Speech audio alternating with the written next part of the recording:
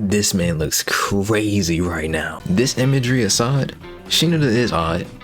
Spoiler. More specifically, his gameplay. For a character that's in the game that's all about throwing hands, his ability to do so is limited, but it's on purpose because of story, and it definitely forces you out of your comfort zone gameplay wise.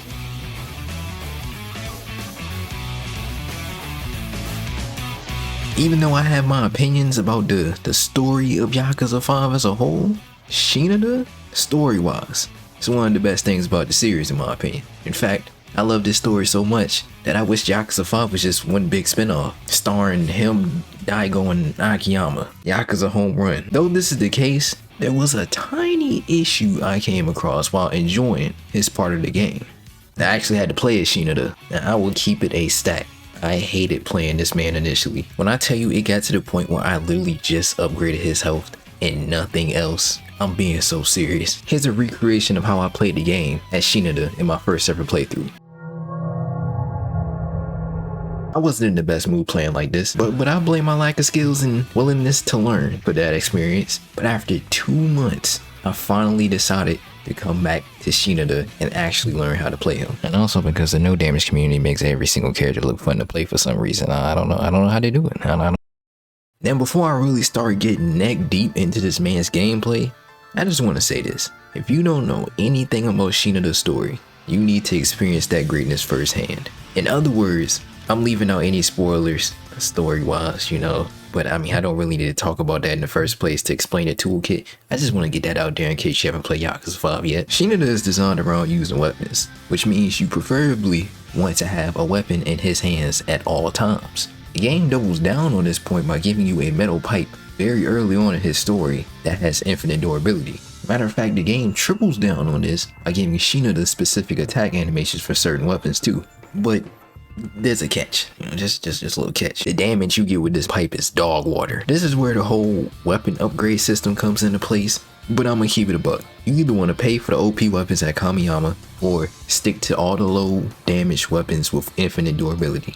Which outside the metal pipe, you can also get access to infinite durability knife, katana, and pole. But the only way to get them is through the batting cage sub-stories. And I ain't gonna lie, the batting cage sub-stories kinda cool. I was just out there hitting dingers with a gigantic piece of fried shrimp. Now, if you don't want to do the batting sub-stories for the infinite durability weapons, but you also don't want to pay the bread, you can also just store the weapons enemies drop, but they're not dropping anything special, so don't think you're gonna pick up an OD weapon from Bob over here. If you ask me, I think the best weapon for Shinada are poles, because you can just hold the grab button and do this all day. Now, if you really trying to cheese, which you know me, you know my cheese resume, you can cop a photon blade WG with a guaranteed shock knockdowns. Only downside is, of course, you gotta repair it, even with all your weapon repair upgrades and all that jazz they got going on. But on the real though, let me ask you this. Are you fighting a man that's running towards you barefoot on concrete a lightsaber? In terms of other weapons you can go crazy with, I got swords being the second best. The animations for the sword attacks are a little bit trickier to deal with compared to just running around with the pole all day. Mostly due to the fact that you can just get knocked out of your attack animation easily, or get attacked right when you finish because, you know, you got a little animation to deal with after you finish attacking. But the heat action you can get that takes out 3 enemies at once makes it worth it. Now, I personally think the Photon Blade PG is the best sword, also because of the shock ability. You just can't beat instant crowd control, like come on now. Now, the modified Dragon Slayer does have good damage and it has a guard break ability, but I prefer the shock bonus. Now, there is a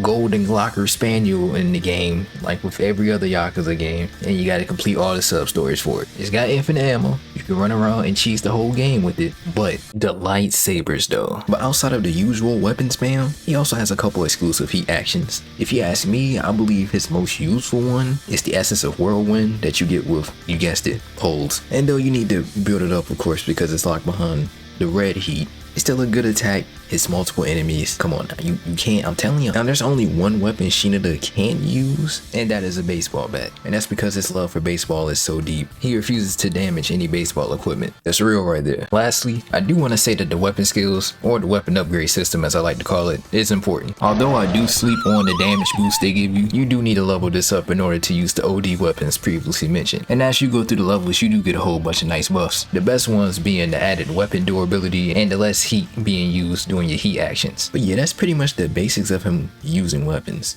You do gotta kind of rely on a bit of weapon spam. Now the question is, what if you want to play as him without weapons? There's gonna come a time in life you gotta rely on these. If you were enjoying how good Shinada's attack animations were, be prepared to now potentially struggle with them because now he's mad tricky to use. The reason for this is because, you know, his fighting style is, the best way I can describe his style without weapons would be that of like a stiff brawler. I watched a lot of wrestling growing up. This isn't some big Yakuza legend with refined fighting techniques. This is a legit random dude. I mean, ex-baseball athlete, but compared to the superhumans over there, normal dude. Anyway, let's just start with his most simple combo. You see, the backbone of Shinada's entire game plan relies on my explosive finish, and it's the first tech upgrade you can even purchase. I don't know why they don't just start you out with this skill because, I mean, it's super important, but that's neither here or there. Using this, after finishing blows, you can get a grab, and then follow it up with a light, heavy grab, or heat action if you got the meter to burn. Ending every rush combo with my explosive finish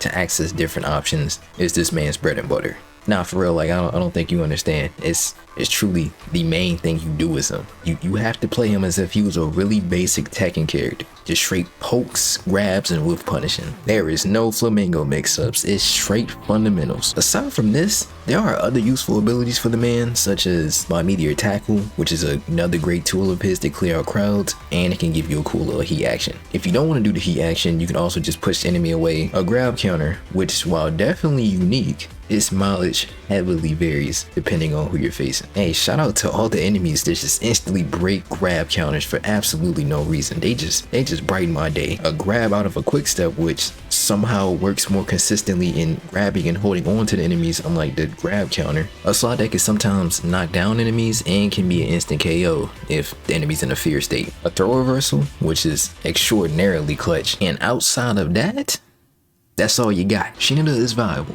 Very limited and will slow down the pace of combat, but viable. But most importantly, we gotta get this man into the New Japan dojo ASAP, bro. Do you see this technical wrestling? Is that the walls of Jericho? Whether or not you find Shinada fun to play as or not, you gotta admit his gameplay design is unique. It's interesting.